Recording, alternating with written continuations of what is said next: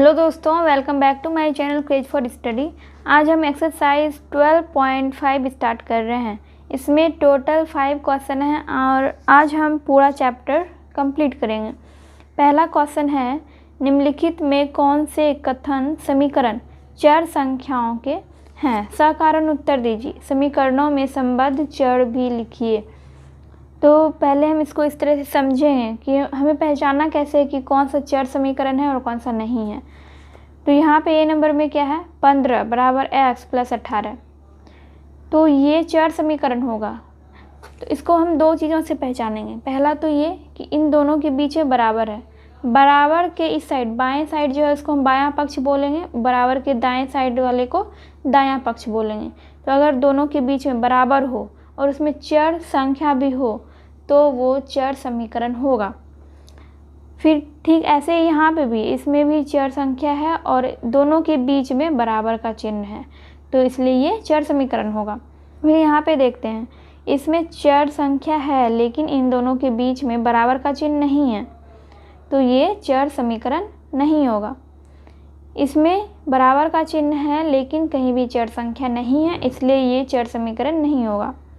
और इसमें दोनों के बीच बराबर का चिन्ह है लेकिन चर संख्या नहीं है, इसलिए ये भी चर समीकरण नहीं होगा।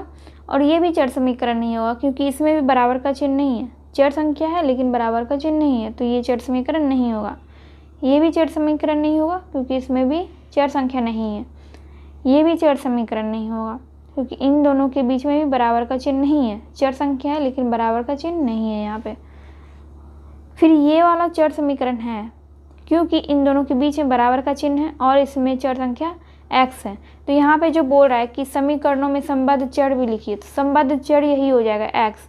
अब जैसे कि ये वाला चर समीकरण है तो इसका संबद्ध चर भी x हो जाएगा और इसका हो जाएगा n।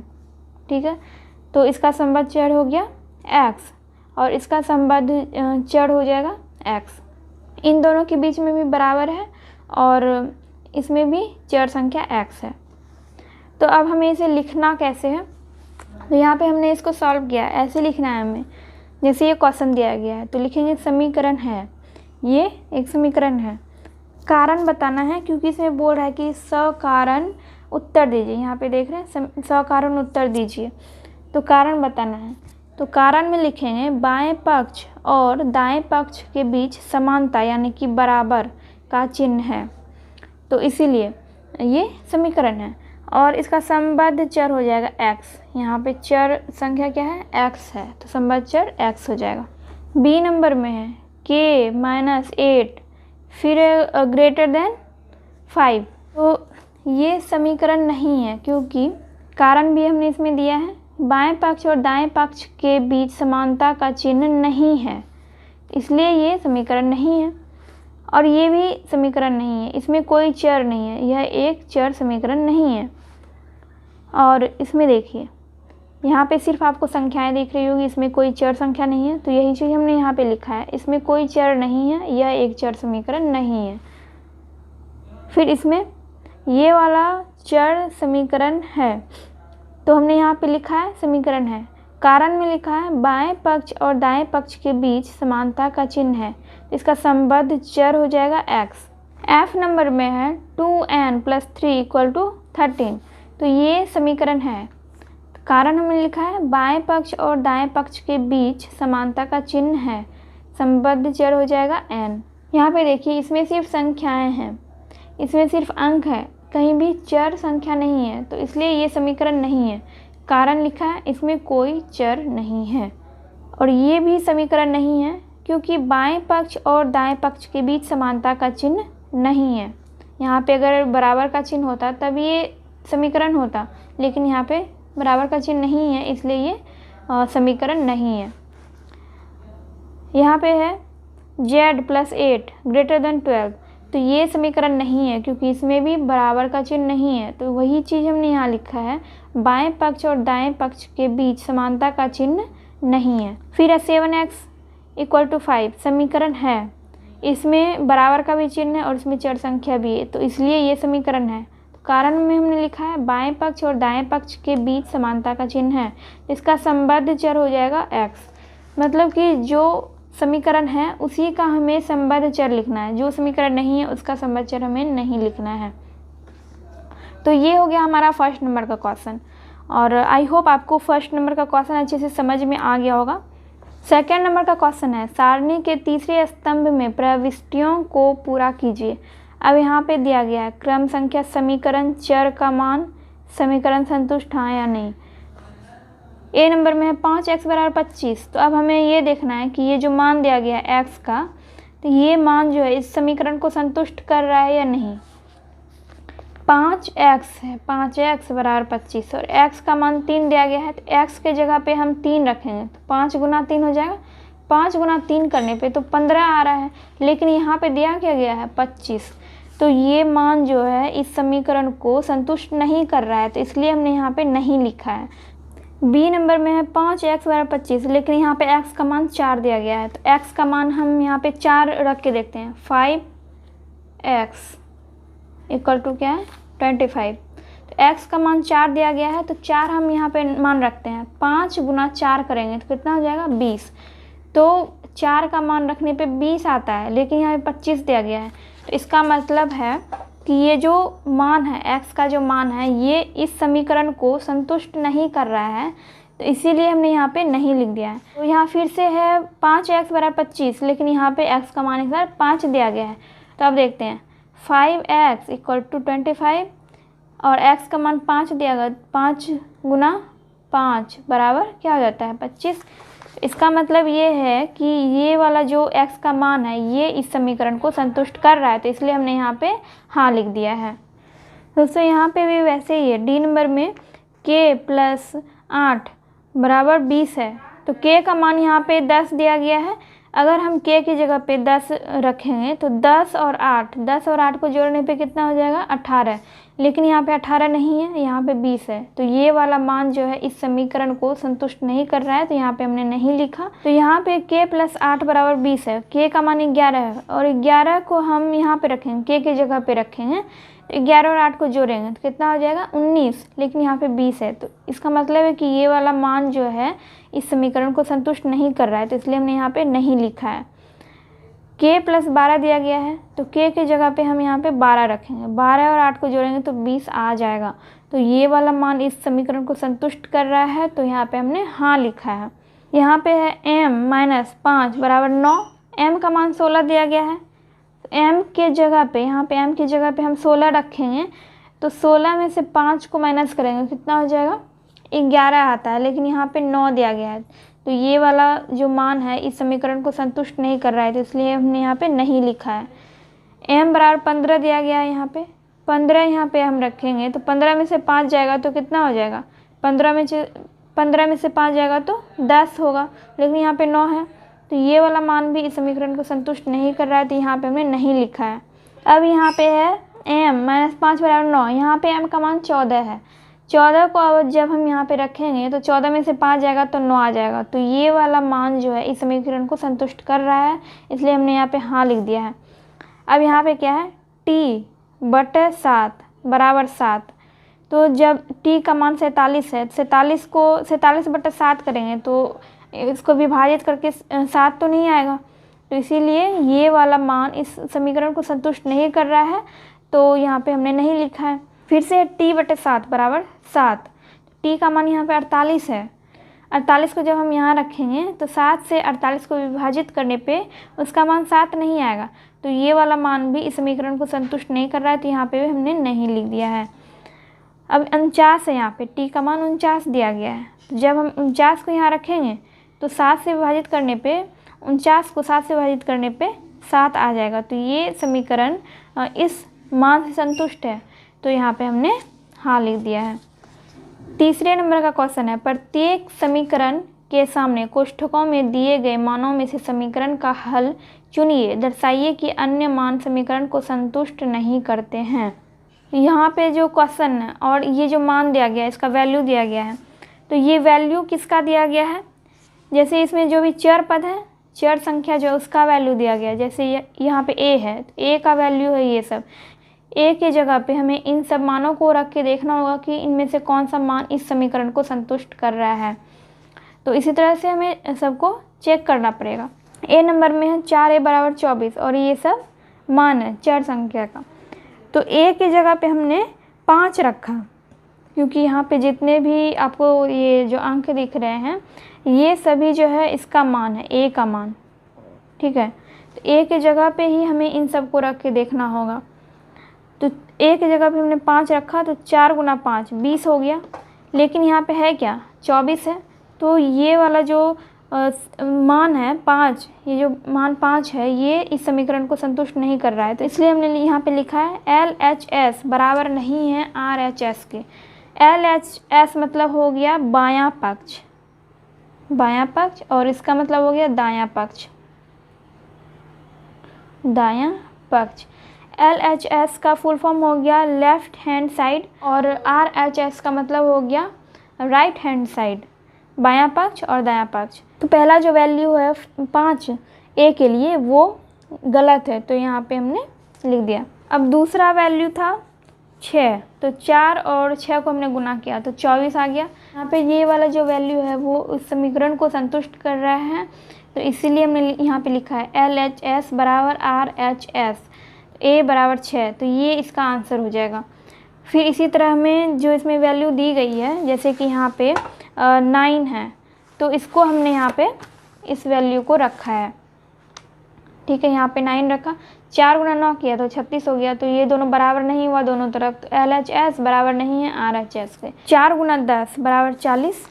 10 हमने क्यों रखा है यहाँ पे, क्योंकि यहाँ पे देखिए 10 दिया गया है, तो 4 गुना 10 करने से 40 आ रहा है। ये वाला वैल्यू भी गलत है, इसलिए हमने यहाँ लिखा है LHS बराबर नहीं है RHS के। यहाँ पे चर पद जो है k है, तो यहाँ पे k का मान दिया गया 10, 11, 12, 13।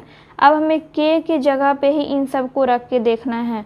पहले हमने 10 रखा तो कितना आ गया, 10 और 11 को जोड़ने पे 21, तो यहाँ पे 23 है यहाँ, लेकिन यहाँ पे 21 ही आ रहा है, तो इसलिए हमने यहाँ पे लिखा है LHS बराबर नहीं है RHS के।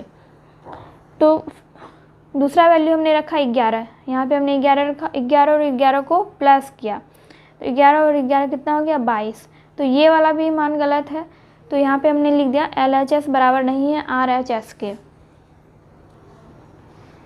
फिर तीसरा वैल्यू अब हम रखते हैं 12 है यहाँ पे, तो 12 प्लस 11 तो 23 हो गया। तो ये वाला वैल्यू सही है क्योंकि दोनों तरफ बराबर हो गया, इधर भी 23 और इधर भी 23, तो LHS बराबर RHS। तो k का वैल्यू कितना हो जाएगा 12, ये वाला वैल्यू सही है। और 13 है यहाँ पे, लास्ट में 13 है, तो 13 हमने यहाँ पे लिखा है। तो 13 प्लस 11 किया तो 24 हुआ, और ये वाला जो मान है ये गलत है, LHS बराबर नहीं है RHS के। तो दोस्तों इसी तरह आगे भी हमें करना है। C नंबर का भी हमने वैसे ही बनाया है जैसे कि मैंने आपको A और B नंबर का बताया, ठीक वैसे ही करना है। P का यहाँ पे P का वैल्यू दिया गया है 12, 13, 14, 15, तो P के जगह पे हमें इन सब मानों को रख के देखना है। जैसे कि हमने यहाँ पे किया है 12, पहला वैल्यू हमने 12 रखा है, 12 में से 7 घटाया तो 5 हुआ, तो यहाँ पे 8 है लेकिन यहाँ पे 5 आया हमारा, तो ये वैल्यू सही नहीं है, तो इसलिए हमने यहाँ पे लिखा LHS बराबर नहीं है RHS के। तो इसी तरह आगे भी करना है। और ये वाला वैल्यू देख लीजिए, 15 जब हमने वैल्यू रखा तो ये वाला वैल्यू एकदम सही निकला, 15 में से 7 जाएगा तो 8 आ जाएगा, तो LHS बराबर RHS, तो P का वैल्यू कितना हो गया 15, यानी कि ये वाला वैल्यू जो है इसके लिए सही है, इस समीकरण के लिए। तो यहाँ पे भी वैसे ही है, यहाँ पे k/7 है, यानी कि k/7, ठीक है, k/7 को यहाँ पे इस तरह से लिखा गया, तो हमने यहाँ पे सीधा सीधा इस तरह से लिख लिया। अब यहाँ पे k की जगह पे हम इन सब मानों को रख के देखना होगा। तो पहला मान हमने यहाँ 49 रखा, यहाँ दूसरा मान 48, तीसरा मान 46 और चौथा रखा है 44, जो इसमें दिया गया था वही सब मान हमने इसमें रख के देखा। तो हमारा सही जो वैल्यू है k का सही वैल्यू हो जाएगा 49। यहाँ पे आप देख सकते हैं 49/7 जब हम करेंगे तो 7 आ जाता है, तो LHS बराबर RHS आ जाएगा, तो k का सही वैल्यू हो जाएगा 49। E नंबर में है m + 21 बराबर 37, तो m का वैल्यू यहाँ दिया गया है 14, 15, 16, 17, तो इसी तरह से इसमें भी किया है हमने। तो m का जो सही वैल्यू है, सही वैल्यू हो जाएगा 16। यहाँ पे आप देख सकते हैं जब हमने 16 और 21 को जोड़ा तो आ गया 37, तो यहाँ पे भी 37 दिया गया है, इसलिए हमने यहाँ लिखा LHS बराबर RHS, यानी दोनों तरफ बराबर हो गया और m का वैल्यू हो जाएगा 16। और जितने भी वैल्यू ये सब दिए गए थे 14, 15 और 17, ये वैल्यू गलत है, तो ये भी हमें इसमें दर्शाना था, इसलिए हमने इन सब को भी यहाँ पे लिखा है। F नंबर में भी उसी तरह से है, n + 5 = 2, तो यहाँ पे n का वैल्यू दिया गया है 1, 2, -3, -4, 0। तो पहला वैल्यू हमने 1 रखा है, तो 1 जब हमने वैल्यू रखा तो 6 आया इसका मान, n के जगह पे जब 1 रखा हो तो 1 और 5 को जोड़ने पे 6 आ जाता है, तो दोनों तरफ बराबर नहीं हुआ मान, तो LHS बराबर नहीं है RHS। और फिर दूसरा वैल्यू 2 रखा है तो 7 आया मान, तो ये भी बराबर नहीं है। तीसरा वैल्यू हमने रखा -3 + 5, तो इन दोनों को सॉल्व करने से आ गया 2, तो ये वाला वैल्यू जो है सही है, यानी कि n बराबर -3, ये वाला वैल्यू बिल्कुल सही है। हमारा चौथा वैल्यू है -4, तो -4 को हमने रखा तो यहाँ पे 1 आया, तो ये वैल्यू सही नहीं है। पांचवा है 0, 0 + 5 करेंगे तो 5 आ जाएगा, तो ये वाला वैल्यू भी सही नहीं था। तो इसी तरह से हमें सॉल्व करना था। एंड आई होप दोस्तों मैं आपको अच्छे से समझा पा रही होंगी और आप लोग भी अच्छे से समझ गए होंगे इस क्वेश्चन को। तो चलिए आगे बढ़ते हैं। चौथे नंबर में है, नीचे दी हुई सारणी को पूरा कीजिए और इस सारणी को देखकर ही समीकरण x + 6 = 13 का हल कीजिए। तो यहाँ पे दिया गया है x + 6 = 13। इसको हमें हल कैसे करना है, यहाँ पे x का मान दिया गया है 1, 2, 3, 4, 5, 6, 7, 8, 9, 10। तो अब हमें करना क्या है, जैसे कि ये वाला समीकरण है, इसमें हमें इन सब वैल्यू को रख के देखना होगा, ठीक है। तो पहला वैल्यू हम ये वाला रखते हैं, 1 रखेंगे यहाँ पे, तो 1 और 6 को जोड़ने पे क्या होगा, 7 होगा, तो यहाँ पे हम लिख देंगे 7। फिर यहाँ पे हम दूसरा वैल्यू रखते हैं, दूसरा मान है हमारा 2, यहाँ पे 2 रखेंगे तो कितना हो जाएगा, 2 और 6 8 हो जाएगा, तो यहाँ पे हम 8 लिख देंगे। तीसरा है 3 यहाँ पे रखते हैं, 3 और 6 को जोड़ेंगे तो 9 हो जाएगा, तो यहाँ पे हम 9 लिखेंगे। फिर 4 को इस यहाँ पे रखें x की जगह पे, तो 4 और 6 हो जाएगा 10। और फिर यहाँ पे 5 रखते हैं, यहाँ पे देख सकते हैं 5 है, 5 और 6 को जोड़ेंगे तो 11 हो जाएगा। फिर 6 को रखते हैं यहाँ पे, तो 6 और 6 12 हो जाता है। अब यहाँ पे हम 7 को रखते हैं, 7 और 6, 7 6 कितना हो जाएगा, 13। तो यहाँ पे हमारा वैल्यू आ गया x + 6 = 13 है, तो x का मान हमें पता चल गया कि जब हम x का मान 7 रखेंगे तो हमारा 13 आ जाएगा। तो ये वाला जो है ये हो जाएगा हमारा आंसर। अब है बी नंबर में, नीचे दी हुई सारणी को पूरा कीजिए और इस सारणी को देखकर ही समीकरण y - 6 = 4 का हल ज्ञात कीजिए। तो यहाँ पे भी वैसे ही करना है, y का मान तो यहाँ पे दिया गया है 4, 5, 6, 7, 8, 9, 10, 11, 12, 13, ठीक है। अब y - 6 है, देखिए y - 6 इसलिए दिया गया है कि y के जगह पे हमें रखना है इन सब वैल्यू को। तो y के जगह पे हम रखते हैं 4 को पहले रखते हैं, 4 में से 6 को माइनस करेंगे, 4 में से 6 को माइनस करेंगे कितना हो जाएगा, -2। अब दूसरा वैल्यू रखते हैं 5 है, यहाँ पे 5 में से 6 जाएगा तो -1 हो जाएगा, 6 में से 6 जाएगा, 6 ये वाला जो वैल्यू यहाँ पे रखेंगे तो 6 में से 6 जाएगा तो 0 हो जाएगा। 7 है, 7 को यहाँ रखेंगे, 7 में से 6 जाएगा तो 1। 8 को रखते हैं यहाँ पे, 8 में से 6 जाएगा तो 2। फिर 9 है, तो 9 को यहाँ पे रखते हैं, 9 में से 6 जाएगा तो 3। अब है 10 यहाँ पे रखते हैं, 10 में से 6 जाएगा 4 आ गया। तो ये हो गया हमारा आंसर। तो हमें यही मान यहाँ पे निकालना था, y - 6 = 4। तो अब हमें पता चल गया कि y का मान जो है हम 10 रखेंगे तो हमारा जो है 4 आ जाएगा। तो ये हमारा आंसर हो जाएगा। सी नंबर में है, नीचे दी हुई सारणी को पूरा कीजिए और इस सारणी को देखकर ही समीकरण 5t = 40 का हल ज्ञात कीजिए। तो t का मान यहाँ दिया गया है और t के जगह पे हम इन सब वैल्यू को रख के देखेंगे। t के जगह पे हम 3 रख के देखते हैं, 5t दिया गया है, इसका मतलब क्या हुआ कि 5 × 3, तो 5 × 3, टी के जगह 3 रखें, 5 गुना 3 करेंगे तो कितना हो जाएगा 15।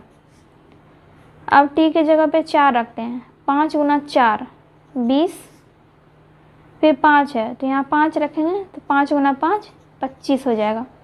फिर यहाँ टी के जगह पे 6 रखेंगे तो 5 गुना 6 30 हो जाएगा। फिर 7 को रखेंगे टी के जगह पे तो 5 गुना 7 35 हो जाएगा। अब टी के जगह पे हम 8 को रख के देखते हैं, 5 गुना 8 तो कितना हो जाएगा 40। तो आ गया हमारा आंसर। अब हमें पता हो गया कि टी के जगह पे जब हम 8 को रखेंगे तो हमारा जो है 40 आ जाएगा, तो यही हमारा आंसर हो जाएगा। डी नंबर में है, सारणी को पूरा करते हुए समीकरण z/3 = 4 का हल ज्ञात कीजिए। तो यहाँ पे भी z का वैल्यू दिया गया है और यहाँ पे कुछ इसके हल भी दिए गए हैं। तो यहाँ पे कितना आना चाहिए, 4 आना चाहिए। z का वैल्यू हम कितना इसमें रखेंगे जिससे कि हमारा 4 आ जाए।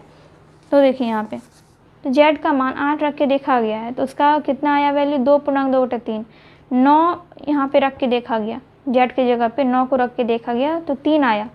फिर यहाँ पे z की जगह पे 10 को रख के देखा गया, 3.1/3 आया। तो अब हम 11 को रख के देखते हैं, तो z/3 है तो यहाँ पे 11 रख रहे हैं तो 11/3 लिखेंगे और 11 में हम 3 से भाग देंगे। ठीक है, 11 में 3 से भाग देंगे, 3 या 9, 11 में से 9 जाएगा 2, तो 3.2/3 आ जाएगा। तो यहाँ पे हम लिखेंगे 3.2/3। तो यहाँ पे हमने लिख दिया 3.2/3। अब 12 का वैल्यू रख के देखते हैं, z की जगह पे 12 को रख के देखते हैं। तो 12/3, 12 में हम देंगे 3 से भाग, 3 चौके 12 हो जाएगा। तो कितना आ गया हमारा 4 आ गया। तो यहाँ पे हम लिखेंगे 4। आप देख सकते हैं कि हमारा जो है वैल्यू यहाँ पे 4 था तो 4 यहाँ भी आ चुका है। तो इसका आंसर हो जाएगा ये, इसका वैल्यू 12 आ जाएगा z का वैल्यू। तो ये हमारा आंसर हो जाएगा। 5वें नंबर में हल करने के लिए दिया गया है y + 6 = 18 है। तो यहाँ पे हमने क्या किया है, बहुत सिंपल है। तो यहाँ +6 जो है, +6 को हम बराबर के इस तरफ भेजेंगे तो ये -6 बन के आ जाएगा। तो यहाँ पे बराबर के इस साइड आने पे ये -6 बन गया। तो y बराबर 18 में से 6 जाएगा 12 हुआ, यानी कि y का वैल्यू आ गया 12। फिर बी नंबर में है z -7 = 20। तो यहाँ पे हमने क्या किया है, बराबर के इस तरफ भेजा है 7 को, -7 को इस तरफ जब भेजा तो -7 जो है +7 बन गया। तो z बराबर 20 + 7, तो इसका z का वैल्यू आ गया 27।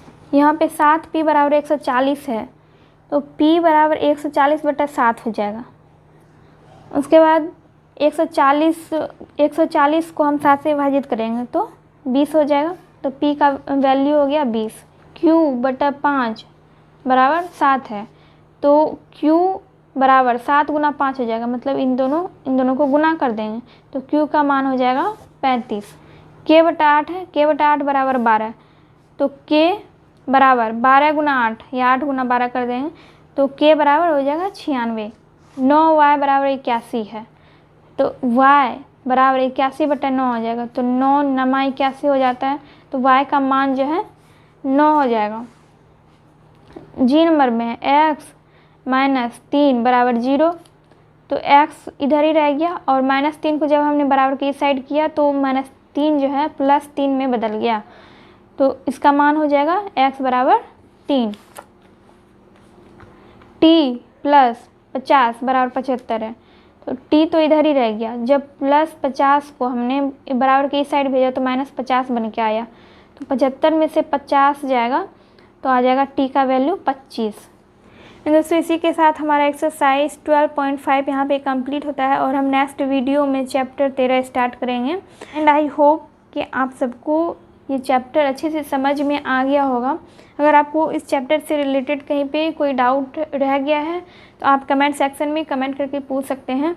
और वीडियो पसंद आया हो तो वीडियो को लाइक कर दीजिएगा एंड चैनल को अभी तक सब्सक्राइब नहीं किया है तो सब्सक्राइब कर दीजिए एंड बेल आइकन को भी प्रेस कर दीजिएगा ताकि मैं जब भी वीडियो अपलोड करूँ तो इसका नोटिफिकेशन आपको मिल सके। तो चलिए मैं मिलती हूँ आपसे नेक्स्ट वीडियो में।